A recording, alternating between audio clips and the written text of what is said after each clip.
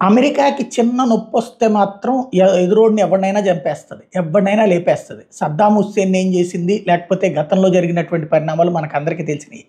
కానీ ఎదురోడికి నొప్పొస్తే మాత్రం తమ చెప్పు చేతల్లో నడవాలనుకుంటుంది. రష్యాకి నొప్పొస్తే ఉక్రెయిన్‌కి అండగా నిలబడుతది. ఇజ్రాయెల్‌కి నొప్పొస్తే హమాస్‌కి అండగా నిలబడుతది. అదేమంటే అది ప్రజాస్వామ్యం అంటది. మరి తన దేశంలో మాత్రం ప్రజాస్వామ్యం పనికిరాదు. తన దేశంలో ప్రజల్ని చంపేస్తున్నటువంటి తీవ్రవాదుల్ని మాత్రం ఏమీ చేయలేకపోతుంది. కాల్పులు జరుపుతున్నోడిని కంట్రోల్ చేయలేకపోతుంది. ఇప్పుడు ఇజ్రాయెల్ ప్రధానమంత్రి నెతన్యాహు మీద స్వయంగా అమెరికా అధ్యక్షుడు బైడెన్ మండిపడుతున్నాడు. ఎందుకంటే హమాస్ మీద యుద్ధానికి వెళ్తున్నటువంటి నెతన్యాహు వీళ్ళ చెప్పు చేతల్లో ఉండట్లేదు. వీళ్ళు చెప్పినప్పుడు కాల్పులు విరమించేసి వీళ్ళు పో అన్నప్పుడు వెళ్ళి యుద్ధం చేయాలి. వీళ్ళు యుద్ధానికి ప్రోత్సహించి ఆ పైన శాంతి కాముకులుగా బిల్డప్ ఇస్తుంటారు. అట్లాంటి బిల్డప్ని అంగీకరించే పరిస్థితిలో నెతన్యాహు లేడు.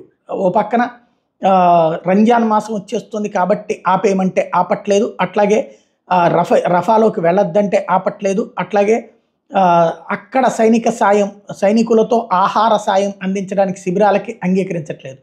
ఇజ్రాయెల్ ప్రధానమంత్రి మీద ఇక ఫక్ లాంటి లాంగ్వేజ్లు మాట్లాడేటటువంటి స్థితికి దిగజారిపోవడం అన్నది అమెరికా అధ్యక్షుడి వంతవుతోంది.